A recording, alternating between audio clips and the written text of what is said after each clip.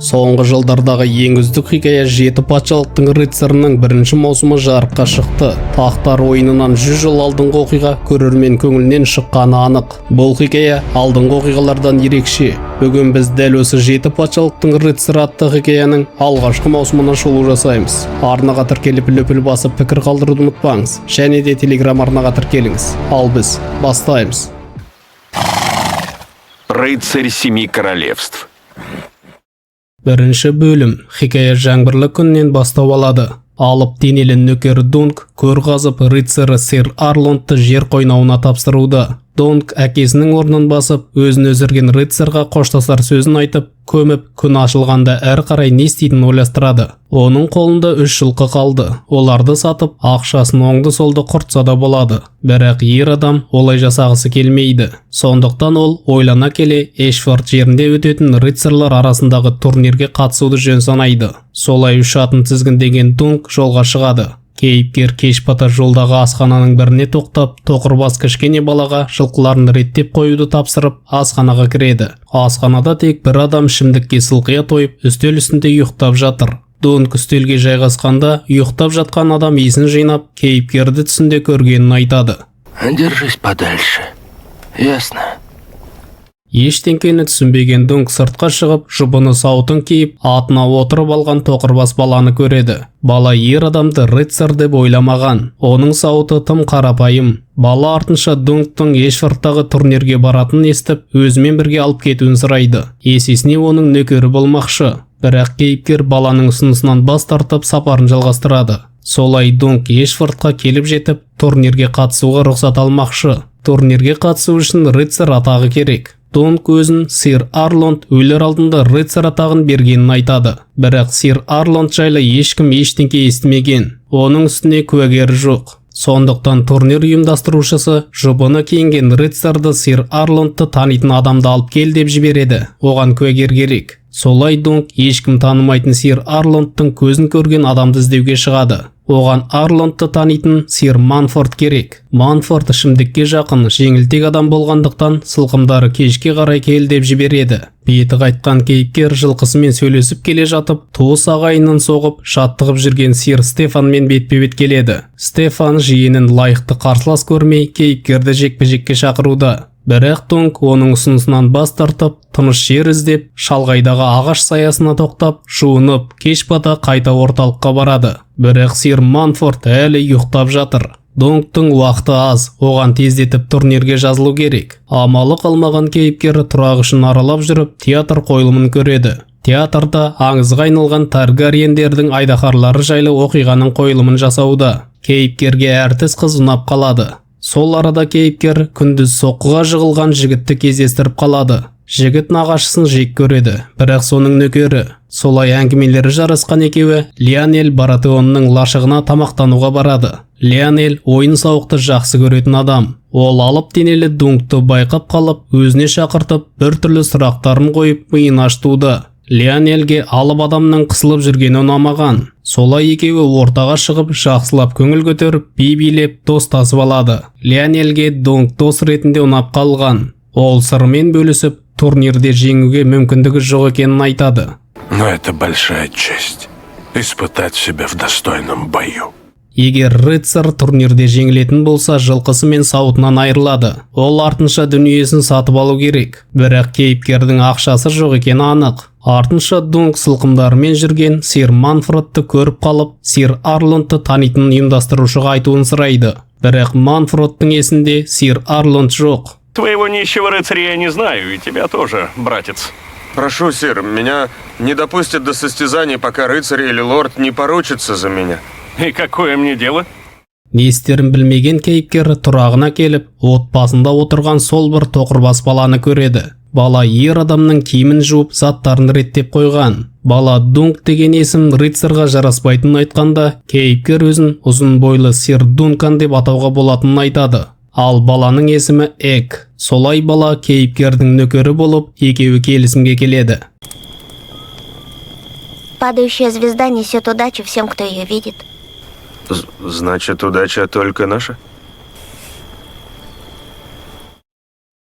Екінші бөлім. Дункан әкесіндей болған рыцарь Арландты есіне алуда. Шал кедей болған, дүние қуған емес. Тек өмірдің рахатын көруге тырысқан қаңғыбас рыцарь. Осы шақта Дункан Арландты танитын адамды әлі табалатын емес. Артынша осы маңға мемлекет тізгінін ұстаған Таргариендер келеді. Неге екені белгісіз, Эктің тұраққа қайтқысы келіп қалады. Дунк оған атын тапсырып, өзі Таргариендерді көруге барады. Эшфорд жеріне келгендер арасында тақ мұрагері Бейлор мен інісі Мейгар бар. Екеуімен ілесіп, рыцарлар сайысына балалар да келген болатын. Осы арада Дункан сарайға жасырын жолмен еніп, Таргариендердің әңгімесінің үстінен түседі. Ақбас Мейгардың 2 баласы жоғалып кеткен. Бауыры Бейлор олардың аман табылатынын айтып, қызуған інісін тыныштандыруда. Осы сәтте тыңдап тұрған Дункан көзге түсіп қалып, өзінің не үшін келгенін айтуға мәжбүр болады. Сир Арландты тақ мұрагері Бейлор таниды.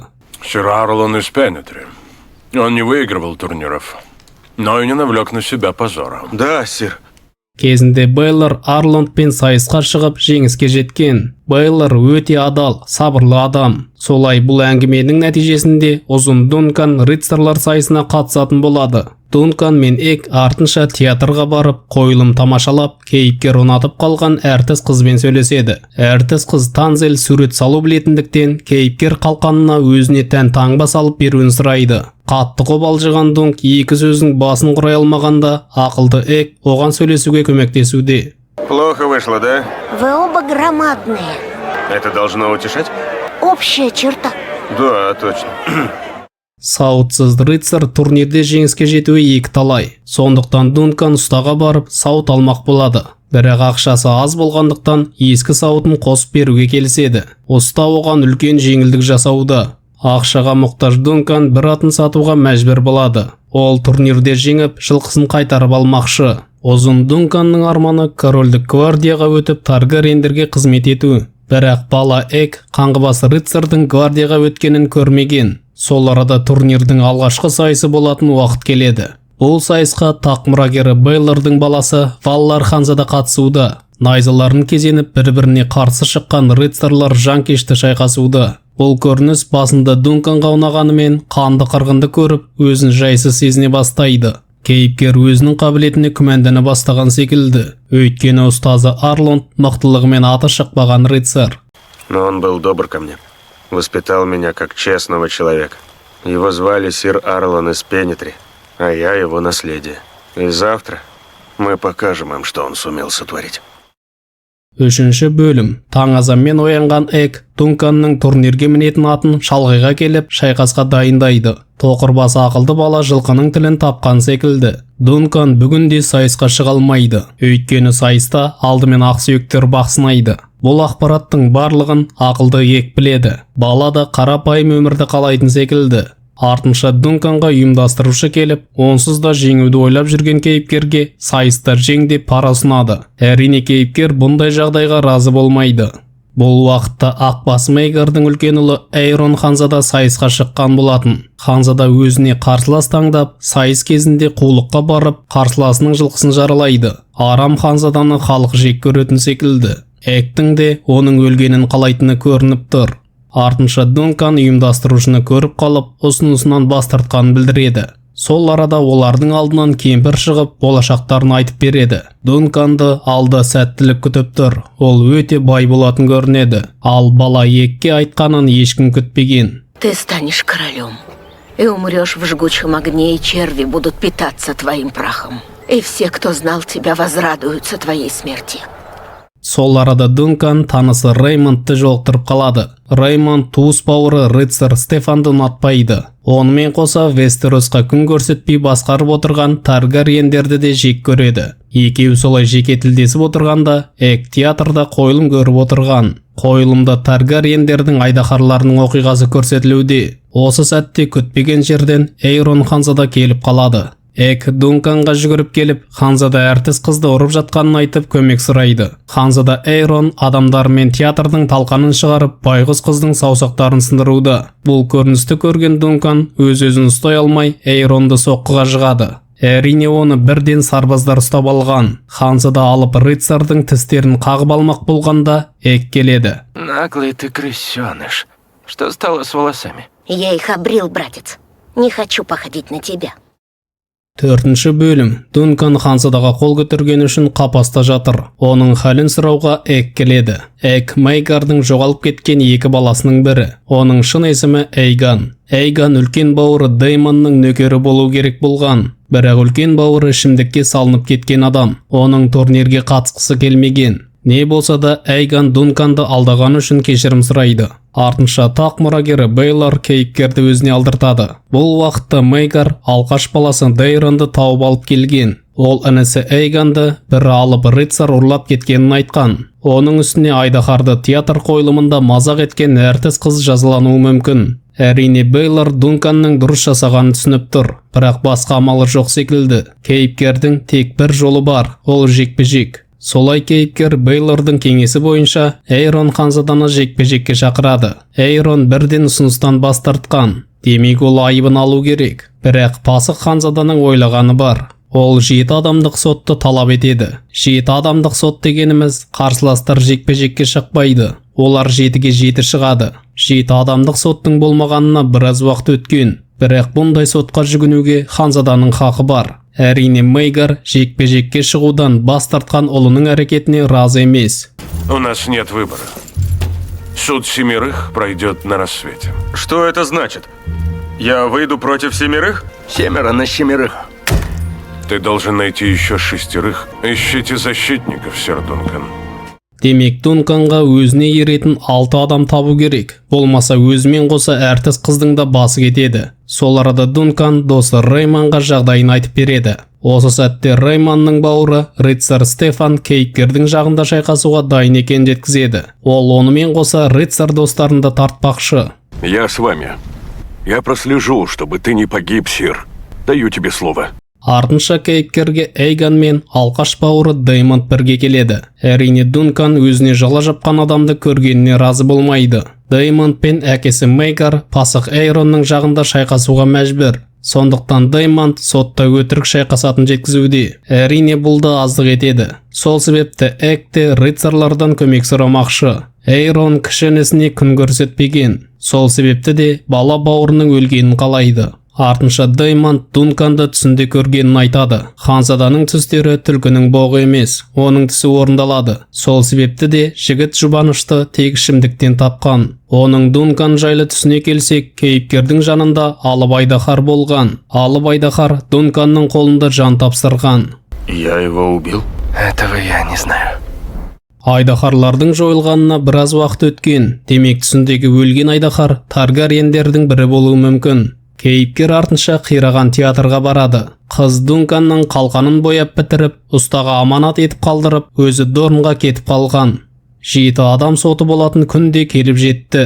Дунканның жағына Лионель Баратуон мен бірнеше рыцарлар қосылған. Оларды Эк шақырған. Артынша Дунканға тағы 2 адам жетіспейтін анықталады. Өйткені Стефан сөзінен айнып, Эйрон жаққа сатылып кеткен. Әрине, ешкім бұндай сатқындықты күтпеді. Сондықтан Реймонд сатқын туысының орнына шайқаспақшы. Ол үшін жігіт рыцар болу керек. Сол себепті Лионель Баратуон жігітке рыцар атағын береді. Бірақ Дунканға тағы бір адам табу керек. Болмаса ол кінәлі деп танылып, өлім жазасына кесіледі. Солай кейіпкер халық алдына шығып, қанаттандырар сөзін айтып, рыцарлардан көмек сұрайды. Өйткені рыцарлар әлсіздерді қорғауға серт береді. Дунканның өзі қыздың намысын қорғап айыпталып тұр. Бірақ не атағы, не ақшасы жоқ рыцар үшін ешкімнің тұрып бергісі келмейтін секілді. Неужели мужество покинуло благородные дома? Неужели не осталось рыцарей?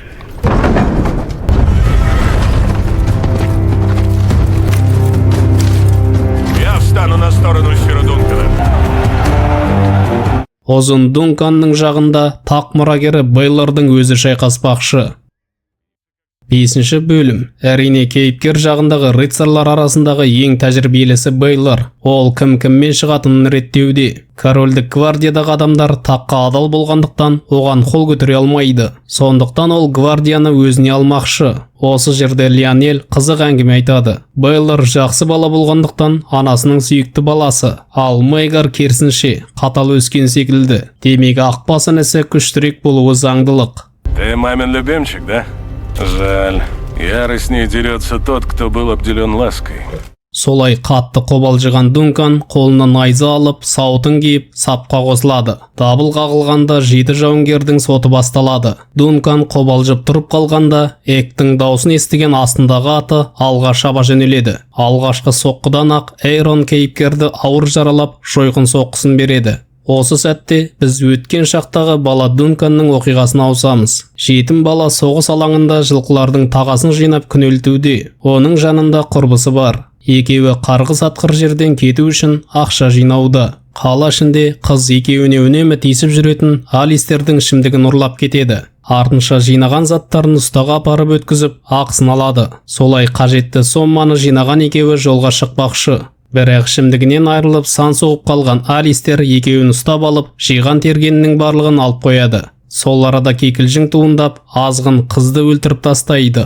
Дункан азғынға қарай атылып, аяғынан ауыр жарақат алады. Осы сәтте шарапқа сылқия тойған сир Арланд атып шығып, азғындарды жайратып тастайды. Ең жақын адамнан айырылған бала өзіне көмек берген шалдың артынан қалмай жүріп отырады. Арланд артынан ерген баланы біраз жерге дейін байқамай келеді. Ақыр аяғы жаралы, ашыққан бала жол бойында есінен танып қалады. Оны байқаған Арланд өз қамқорына алған.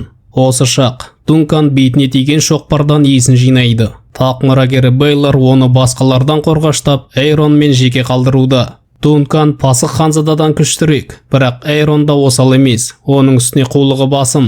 Бұл рыцарлар шайқасы керемет көрсетілген, нағыз шайқас дерсің. Бір көзінен жарақат алған Дункан дулығасын шешіп, Эйронды ауыр жаралайды. Жаралы баласына Мейгар көмекке асығуда, оны бауыры Бейлор тоқтатуда. Бірақ Дунканның күші қалмаған секілді. Ауыр жаралы кейіпкер есінен танып құлап қалған. Барлығы оны өлді деп ойлап, соттың біткені жайлы белгі бермек болады. Эк болса рыцарынан тұруын жалына сұрауда. Кейіпкері соңғы сәтте есін жинап орнынан тұрады. Шайқас әлі бітпеді. Бірге бір шыққан Дункан Эйронды соққыға жығып берілуге мәжбүрлейді. Енді қырғынды тоқтату үшін барлығы оның берілгенін есту керек. Сол себепті Дункан ханзаданы сүйреп әкеліп берілгенін дауыстап айтуға мәжбүрлейді. Ауыр жаралы кейіпкер өз жағынан 2 адам мерт болғанын естиді. Өзі де өлім аузында. Артынша Бейлор келіп, оған өз емшісін жіберетінін айтады. Дункан оның алдында тізерлеп отырып, мәңгілікке қызмет етуге дайын екенін жеткізеді. Әрине оған кейіпкер секілді намысты жігіттер керек. Артынша Бейлор дулығасын шешуін сұрайды. Олар шоқпар тиген тақ мұрагерінің дулығасын шешіп, жан түршіктірер көріністі көреді. Бейлордың шүйдесін шашып тастаған. Нет! Нет! Вставайте! Простите меня! 6-шы бөлім. Бет аузынан түгі қалмаған Дунканға Лионел емшісін алып келген. Ол кейіпкерге өзімен бірге жүруін сұрауда. Әрине Дункан бас тартады. Оның өз жолы бар. Бұл уақытта Таргариендер Бейлорды ақтық сапарға шығарып салады. Барлығы тарқап, тек баласы қалғанда бұл жерге Дункан келеді. Бейлор баласының сауытын киіп жекпе-жекке шыққан. Демек баласының дулығасы оған тарлық етіп, ауыр соққыдан қорғай алмаған болуы мүмкін.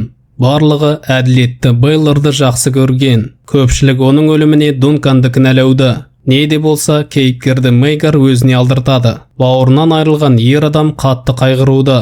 Өйткені Бейлордың шүйдесіне дәл осы Мейгардың шоқпары тиген болатын. Ол бауыры өледі деп мүлде ойламаған. Болар іс болды, бояуы сіңді. Енді Мейгар Дунканнан қол астына өтіп, кенже баласы Эйганды әрі қарайда нөкер етіп алуды сұрайды. Бірақ кейіпкер ханзадалармен енді байланысқысы келмейді. Олардың әңгімесін Эк тыңдап тұрған болатын. Дункан баладан кешірім сұрауда. Келесі көріністе Дункан ұстазы Арландтың өлер кезін есіне алады. Кейіпкер өзіне рыцар атағын бермеген ұстазына ренішін айтуда. Бізге әрі қарай өлім аузындағы шал нөкерін рыцар жасады ма белгісіз. Ол тек Дунканның өзіне ғана аян. Осы шақта Эк бар бәлені жасаған бауыры Эйронды кешіре алмай төсекте жатқан жерінен өлтірмек болады. Бірақ бұл жерде әкесі Мейгар бар. Ер адам кенжесін түсінетін секілді. Осы арада Дункан келіп, Экті өзіне алатынын айтады. Бірақ гвардия мүшесі ретінде емес, еркін рыцар ретінде. Әрине Мейгар кенжесін қаңғыртып жібергісі келмейді. Ол Таргариен, Айдаһардың ұрпағы. Артынша өз жолымен кеткелі жатқан Дунканға Эк келіп, әкесі онымен бірге кетуіне рұқсат берген жеткізеді. Солай екеуі Дункан ұнатқан қыздың артынан Дорнға аттанады. Бұл уақытта Астанаға қайтқан көштен Мейгар кенже баласын таба алмауда. Эк әкесінен тағы қашып кеткен. Осылай хикаяның алғашқы маусымы аяқталады. Видео ұнаса, арнаға тіркеліп лүпіл басып пікір қалдыруды ұмытпаңыз. Және де Telegram арнаға тіркеліңіз. Сіздермен Киномен.